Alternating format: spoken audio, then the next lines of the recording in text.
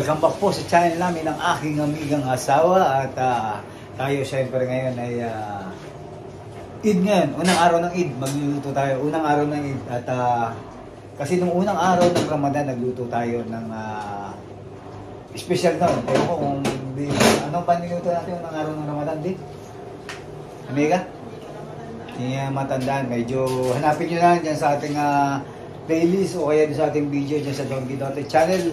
Subscribe naman po, Buhay Great, Buhay OFW. Ngayon, unang araw ng Eid at tayo magluluto ng pangmalakasang munggo. Tamang-tama to sa may mga rayuma. Yan. Ako wala pa naman. Pero mahilig kasi kami ni Amiga. Lalo na magpa-Friday bukas. Di ba sabi nga nila, pag Friday, munggo time. Yan. Munggo day. Thursday. O Thursday, malapit na mag-Friday. Aabot ng Friday. Sabi ni Amiga, Thursday pa lang bukas. Friday na. Kasi pag-upload pa lang ito, Friday. Kasi Thursday ngayon. At sigurado namang aabutin tayo ng Wednesday pa lang ngayon. At itong ulam namin medyo marami. Kaya aabot ng Friday ito. Kaya lusot pa rin. Okay lang ba yun, Amiga? Kasi itong munggong to pang 3 days. Munggong 3 days. Ayan. Marami yan. At kalimitan kami ni Amiga. Sabi nga namin dati sa mga unang video namin, pag nagluto kami, hindi lang pang isang araw. 2 araw na kasi minsan nga 3 araw pa kasi nga iwas yung mabilisang lutuan dahil kami sa trabaho. Pares kami ni Amiga may trabaho dito sa kami nasa Kuwait yun, bago siya namin Kuwait po, Buhay OFW para mabilis ang luto. At kung kayo isang OFW, relate kayo dito sa aming ginagawa ni Amiga na kapag kayo ay nagluto hindi lang pang isang araw, hindi lang isang kainan, minsan nga buong linggo. Tama ba, Amiga? Pero bago ang lahat, tingnan natin ano yung niluto ng Amiga na may kasamang ano, Amiga? Beef ribs. Beef ribs, buto-buto ng baka. Ayun. Yan, ito na nga. Pinangunguluhan ni Amiga dito sa kanyang rice cooker na to. Kasi sabi ni Amiga, mas maganda ang lambot dito kasi sa sobrang bilis din ng pagpapalambot dito at saka iba yung lambot dito. Ewan ko baka dito kayo, Amiga, mas gusto niya dyan magpalambot sa rice cooker kaysa dito sa kanyang oven na to.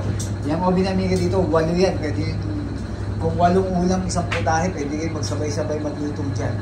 At si Amiga, naririnig nyo yan, naglalaba rin. Habang siya ay naglalaba, nagluluto, naghuhugas. Yun, ang tawag dyan, 3-in-1, all-in, parang kapila. Amiga. Yun, no? Flexible. Yun, ang sinasabi ko. Ayan, ang ingay ng aming kasi nagkakako na yan. Nag-i-spin na to, no, Amiga? Ayun. Saan nagluto na lang kami ng Amiga. Ang oras ngayon, unang araw ng Eid, 8:24. Ayan. Eid Mubarak, mga amiga, sa mga kapatid nating Muslim. Para sa inyo, ang channel natin ngayon. Kasi unang araw ng Eid, kasi nagluto kami ng unang araw ng Ramadan, unang araw ng Eid. Subaybayan niyo po kami ng aking amigang asawa. Munggo with buto-buto. Silipin natin. Yan. Malambot kaya yan? Malambot na kaya yan. Sigurado yan. Pag di malambot, ibig sabihin, yung bakang yan ay bakang Pinas. Kasi bakang Pinas, pinagtatrabaho masyado. Anak. So, 1 year mo ng pakuluan, matigas pa rin. Tingin nga yan.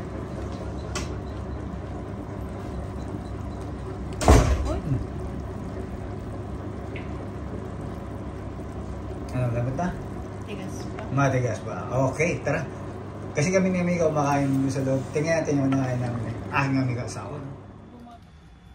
Mumanit tayo dito sa kwarto at hindi pa kami tapos ni Amiga kumain eh. Kasi nga nagluto tayo, di ba? Yung pinakita nga namin sa inyo. Yung buto-buto with munggo. Baliktad ah. Munggo with buto-buto. Ayan, Amiga, pakita mo nga yung nakain natin na yan. Ano ba yan? Anong tatakba yan? Red ribbon. Iyon. Nakakita kami ni Amiga. Nag-grocery kasi kami ni Amiga para doon sa aming kulang dito sa bahay. Nakita namin. Ngayon ko lang nakita ito. Meron palang red ribbon dito. Yan o. Sa grocery dito. Ano bang flavor niyan? Moist chocolate. Moist chocolate. Masarap. At sabi mo nga, red ribbon ba talaga yan? Pero red ribbon naman talaga daw. At saka yung binibilhan kasi namin ni Amiga dito na grocery na pangkabayan talaga. Halos nagbebenta nga. May Goldilocks. Ngayon may red ribbon na silang binibenta. Kumbaga parang baka sunod yan, magbenta na rin sila ng kwan. Shoutout doon sa batang 90s, yung Julie's Bakery. Siguro yung iba dyan alam yung Julie's Bakery, pero yung sa mga millennial, sabi nga, baka hindi na nila kilala si Julie's Bakery. Ngayon, itong nakita natin, meron ditong red ribbon, nakita namin ni Amiga. Tinikman namin, at anong lasa, Amiga? Masarap. Masarap. Parang chocolate. Chocolate. Ayan, at meron tayo dito isang kalderong popcorn. Ayan. Pag nagkumain kami ng Amiga, puno lagi yan. Maliit pa nga ito eh. May malaki kami dito. At saka itong ating galing Pampinas yan. Ayan, ang cheese flavor. Lagi kami ni Amiga yan. Ito yung nagiging libangan namin ni Amiga. At saka meron kami dito ang kape. Ayan. Salamat Starbucks. Baka naman. Ito yung ating pinapag-grind sa Starbucks. At gumagawa tayo dito ng kape nga pagka-grind. Libre ko na yun. Pagka sa Starbucks ka bumili ng kape mo, yung coffee bean, pag-grind mo na or hindi. Basta sa Starbucks mo binili. Kahit walang resibo, Starbucks nakalagay. Libre grind na yan sa kanila. At yung kay Amiga dito, ano ba yan, Amiga? Milo. Ayaw ni Amiga ng ibang tatak, Milo. Kasi yung Nesquik, sabi ni Amiga, kondo yun. Sobrang tamis lang, no? Ako naman, pag nagkape, black coffee lang. Ayan, black coffee. Ayan, ito yung kape na. Black coffee at saka kalahati lang ng ating sweet and low. Minsan, black coffee lang, walang asukal. Pero, minsan, gusto ko ng may, siyempre, maiba naman. Siyempre, kailangan natin may konting asukal din. Ayan. Pagka minsan, black coffee lang talaga. Masarap to kahit walang asukal itong ating decaf nga pala to, no? Decaf ng Starbucks. Baka naman, Starbucks saka Red Ribbon. Sana, pagsikat na tayo. Sige na. At mamaya, balikan natin yung ito na Amiga. Eid Mubarak. Batiin mo naman sila. Unang araw ng Eid. Eid Mubarak, mga amigo, amiga. Buhay Kuwait, buhay OFW. Tingnan natin, balikan natin yung luto na Amiga. At ito na yung aming dinner ni Amiga. Ano? Ito yung dinner namin. Yung niluto ni Amiga, para yun bukas. Webes, Thursday. Kasi sabi ko nga sa inyo, abutin yung Friday hanggang Sabado yung aming ginawang ulam na yun. Pambaon na rin. Kasama ng pambaon, di ba? At lahat kasama na, umagahan, tanghalian, pambaon. Kaya minsan makikita nyo sa luto namin, dalawa lang sila, ba't parang ang dami laging niluluto. Yun hindi isang araw. Kumbaga kasama nandun yung 3 araw, kasama na yung baon namin. Kasi nga, ang ginagawa namin ni Amiga, para sa kaming may trabaho, kumbaga parang nesasel na rin. Pagdating namin, kain na, tapos hindi na kami gigising ng umaga para magluto. Kasi luto na. Ganon.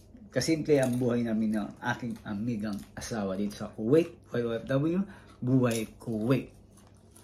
Ay, amiga, tingnan natin yung washing machine ng amiga sa loob. Naglalaba. At ito tapos na ba ito, amiga? Yes. Yung.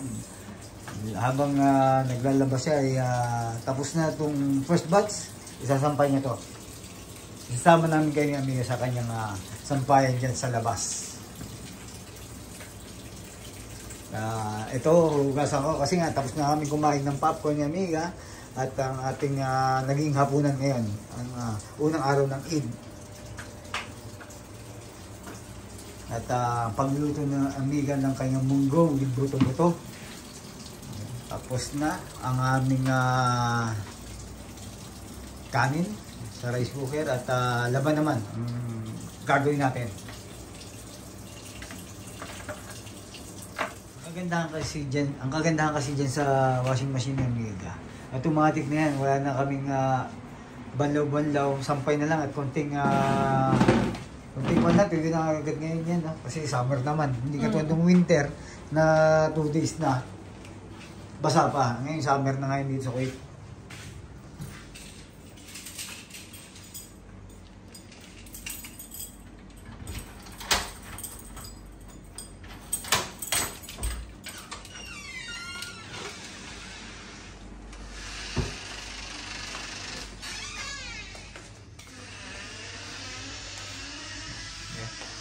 Daming sinampay. Ayan. Sampayan ni Amiga.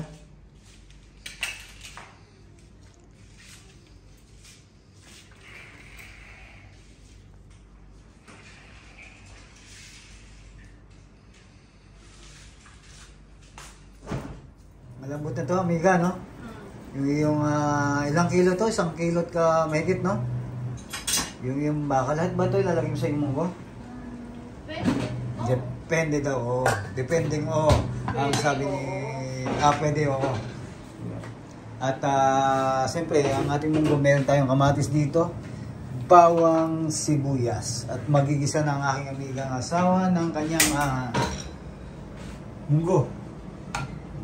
Ang unang ginawa ni amiga, mahilig kasi si amiga, papakuluin niya muna ito, dudurugin. Yung sobrang lambot, kailangan putok na putok yung batok, hindi, yung munggo ni amiga. At pagka yung dinurog niya, medyo maglalagkitan. Yung maganda yung medyo malagkit, amiga, tama ba? May tama. Yun, at saka binuksan namin ni amiga yung aming bintana dito. Kasi yung ating exhaust na sira, baka bukas pagawa natin yan sa ating haris. At ayan na, ang gabi ng Kuwait. Ayan, siyempre, kabilang building namin, building pa rin. Dito. Kasi dito sa Kuwait, at alam kong pagka kayo relate, parang condo lang. Parang condo type lang dito sa Kuwait, yung ating tinitirahan dito. At maswerte kami ni amiga kasi nga, bago nakuha namin ni amiga ang cut dito. At medyo okay, kasi yung ibang cut, hindi ko naman sinasabing pangit. Siyempre iba pa rin yung komportable yung kinitulusan mo, medyo maganda yung ginagalawan mo. Yun ang gusto talaga namin mangyari ng amiga, yung komportable, malinis, at siyempre yung ginagalawan mo napakahalaga. Pag lalo na kung galing sa trabaho, siyempre nasa ibang bansa ka na, magiging kung pa ba yung gagalawan mo, pasisikipin mo pa, siyempre paluluwagin mo na at magiging komportable ka na. Kaya nga, ipapakita ko sa inyo ulit, ang bago sa sala namin ng amiga, ito yung ating sala dito. Ayan, no? Ayan tayo dito sa sala. Ayan. Dati may TV kami dyan, tinanggal namin ng amiga, dinala namin sa Pilipinas. At medyo nagbabawas-bawas na rin kami ng gamit ng amiga. Baka maisipan kasi namin, alam mo na, dati nagdadagdag kami ng gamit. Ngayon medyo tumatagal kami sa Kuwait, nagbabawas na kami ng gamit ni amiga. Kasi malay mo, hindi natin masabi na nag-iisip na rin kami ni amiga ng konting baka mag-for-good. Hindi natin masasabi yan, di ba? Kaya hindi natin dadagdagan ng gamit natin, binabawasan na natin. Ito ang aming bahay ni amiga dito. Ang aming flat. Yan.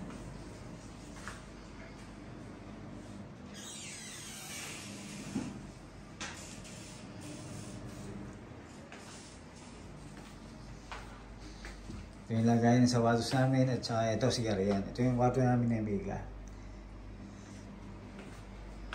Itong Christmas tree niya, alam niyo na yung story niyan. Wala nang tanggalan yan kasi nga buong taon na siya nandyan. Itong mga nilalagay, itong pera dito, ito yung mga binibili namin ni amiga ngayon na siguro yan yung binili lang namin huli ni amiga na spray ground. Kasi nga, napakagandang bag niya, napakatibay, parang ang dating niya dito Louis Vuitton. Yan. Pero medyo may presyo siya, pero kung naman, tama lang sa kanya kasi nga matibay at maganda naman. Ito na, balik tayo dito sa niluto ni amiga na munggo with buto-buto. Gisa na siya amiga ng siyempre ng sibuyas. At ang kasunod niya yan, bawang at kamatis. Ilalagay ko na rin ba ang sunod dito, ito na no, yung kanyang buto. Diretso na ito, lagay na rin. Diretso na rin tayo, ilalagay na rin yan amiga. Sabi sa inyo, gusto ni amiga yung medyo dinurog yung munggo, tapos ano bang unahin mong isa? Yung munggo o itong baka? Sobrang lambot niyan, nag-iiwan. Ayun, sobrang lambot na. Kung kayo ay, siyempre, kung kayo ay maunaway, kailangan malambot ang puso mo. Kasi lambot ng baka. Pala ko. Pasok. Sabihin ko sana, anong connect nung kayo magiging siyempre, pag malambot kasi ang baka, ang gusto namin ng amiga malambot yung baka eh. Siyempre, pag malambot ang baka, malambot ng puso kasi. yun.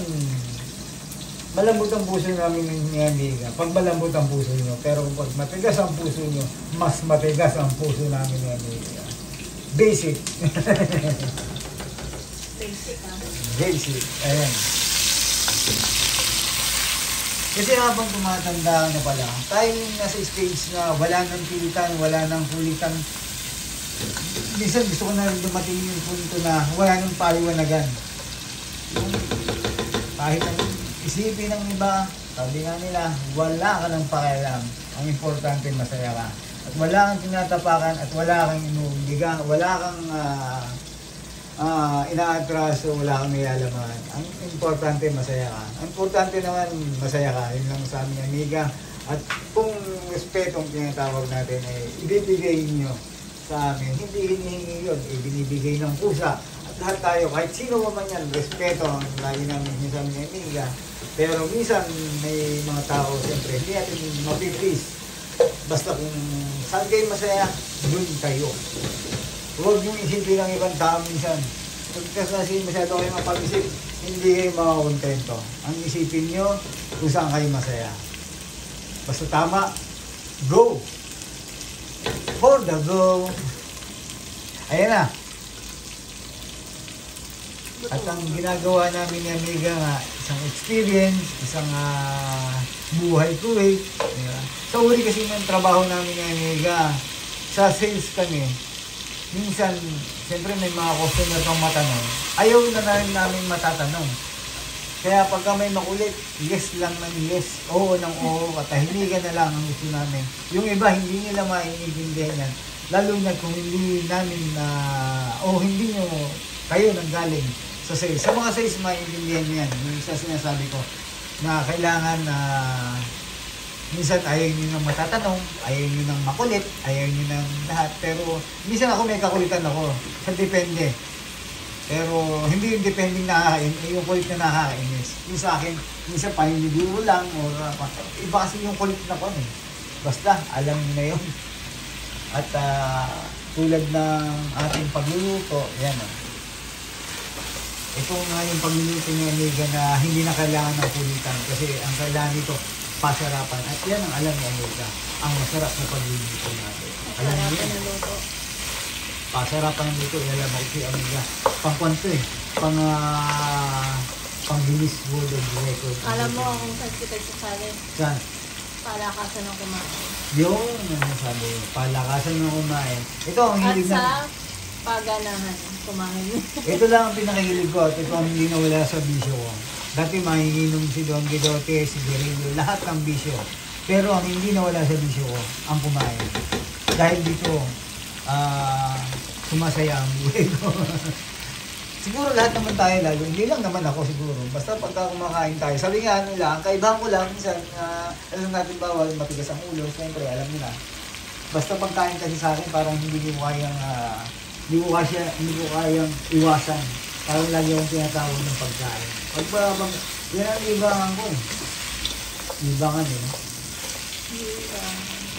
Ayan, lalagay niya ng Amiga ang kanyang munggo. Kasi sobrang lambot na ng munggo kaya. Ay, ng baka. Kaya, konting singkot ka lang pwede na.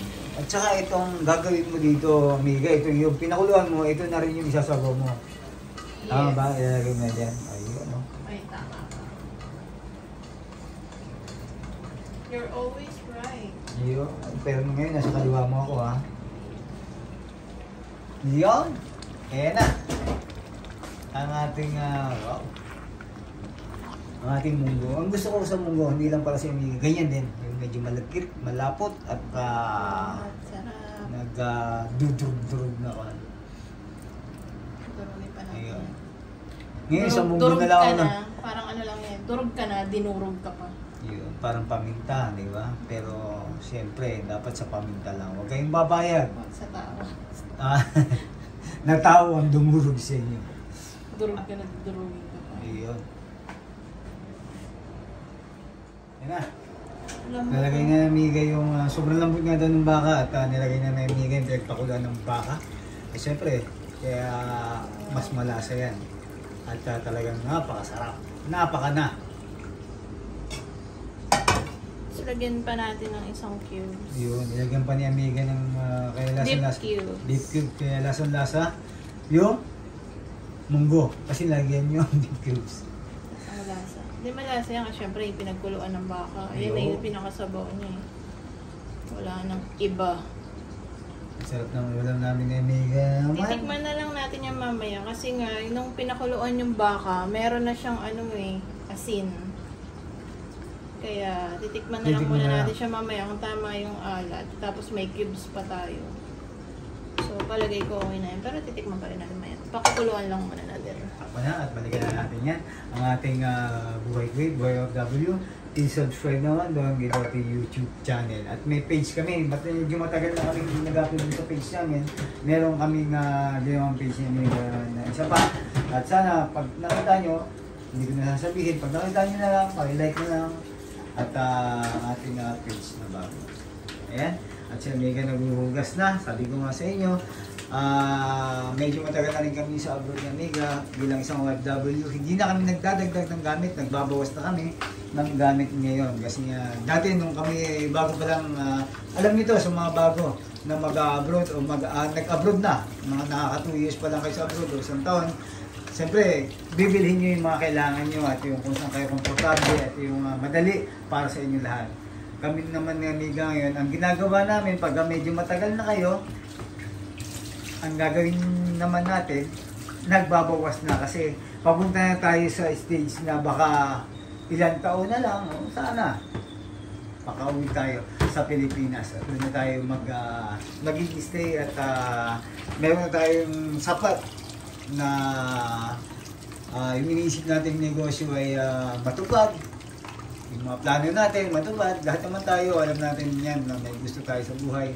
Siyempre lahat tayo mayroon tayong mga plano. Pero depende na lang sa'yo kung paano mo gagamitin. Dapat siyempre hindi lang puro plano. Dapat may maganda kang mindset. At ang ating pagkilos siyempre. Hindi lang lahat plano yan eh. Sabi nga, kung gusto mong magbago, huwag mong gawin sa salita, gawin mo rin sa gawa. Pero, sabi nga natin, subscribe nyo ang Buhay Great namin ni Amiga para naman malaman nyo kung ano yung mga experience namin. Pinaka namin ni Amiga, kinikwento namin yung experience namin, nagiging buhay namin bilang isang OFW. At sa lahat ng nag-for good niya, alam niyo na, ibig sabihin ng pag nagbabawas na, medyo hindi natin kailangan bumili. At medyo kailangan natin mag-ipon, mag-ipid. At yung mga binayaran natin noon ay konti-konti natin nababayaran at matatapos. At may mga sarili-sarili tayong diskarte sa buhay. At talagang habang nagsasalta ka sa akin ako. Oo, siyempre. At pinagkwento ko sa kanila yung ating kwentong OFW, kwentong Kuwait, kwentong abroad. Na alam ko naman lahat tayo nakaranas ng... Nakwento mo na ba? Paano ka napunta dito sa Kuwait? Hindi, abangan na. Basta yung sa atin naman kasi, yung atin, kumbaga, kung pagluluto natin, gala natin, may kasamang kwento na rin ng buhay natin yan. Buhay ng isang OFW. Kaya, abang-abangan nyo lang yung kwento namin, Amiga. Hindi lang basta nagluluto. Yung aming mga experience pa sa mga kaganapan, mga ganap. Siyempre, kalimitan natin. Sabi nga yung Don Gidote, enjoy lang. Kaya pagka minsan, may makulit, may mga, siyempre, hindi rin may iwasan yan, mga customer or ano pa man. Minsan, naiintindihan naman namin, minsan na lang, kaya pag dumadating kami sa punto minsan, ayaw na namin ng kulitan. Hindi na lang, lalo na pagka, siyempre, sa uli ng trabaho namin ng Amiga, yung sa sales nga, ay alam niyan kung ano yung sinabi sa namin. At tapos na, mahugas si Amiga at ang aking kwento ay dito nga sa mundong ginagawa ni Amiga. At hindi lang basta kwentong OFW, experience namin ni Amiga. Ito na mga amigo at Amiga. Titikman natin ang luto ni Amiga ng munggo with buto-buto. Yun, na may kasamang kwentong OFW. Ang nagdala dito yung kwento. Ito, titikman na natin. Hindi ko nagagamitin ng isa pang kutsara to kasi kami lang naman ni Amiga kakain. Baka sabihin nyo, dumirekta na ako. kami lang naman kain. Pero, siyempre, pag may iba tayong kasama, wala pa liwanagan. Sabi ko nga sa inyo, ito na, tignan natin. Tignan natin. Mingit lang, hibang ko lang konti. Ulan pa ng konting alat. Amiga, hindi pasalo sa akin. Alatan mo ng konti. Okay. Pero okay na. Alat lang. Okay. Yung baka lasang-lasa. Hindi siya baka lang. Sigurado to. Na baka yan. Promise yan na. Promise. Bagong-bago yung patis ni Amiga. At sabi ko nga, unang sa alat, sabi ni Amiga, dadagdagan niya na. Kaya, saktuhin mo na. Sabi nga natin, pagka kinakamusta tayo, kamusta, ang sagot lang natin, sakto lang. Kasi pagka sakto ang sagot natin, pagka kasi sobra, baka hindi tayo makakakilala. Pagka naman kulang, baka naman hindi tayo kilalanin. Kaya pagka sumagot tayo, sakto lang. Bakit ganyan ako sumagot? Kasi nga, ang gusto ko, saktuhan lang. Pero ang ating samahan, quality yan. Lahat ng gusto natin, quality lang. Pero hindi natin kailangang magmataas, hindi na rin natin kailangang bumaba kasi ang tao kapag sobrang taas, hindi na nakakilala at pagka naman sobrang baba mo, hindi ka naman kinikilala. Kaya, sakto lang. For the go. Mega, pala pa na. At natikman ko na at nagdagdag ka na. At ano na? So, eto na po. Tapos na. Don't forget to like and subscribe. Don Guidote Channel. Ingat po at respeto sa bawat isa. Yun. Ating unang araw ng Eid.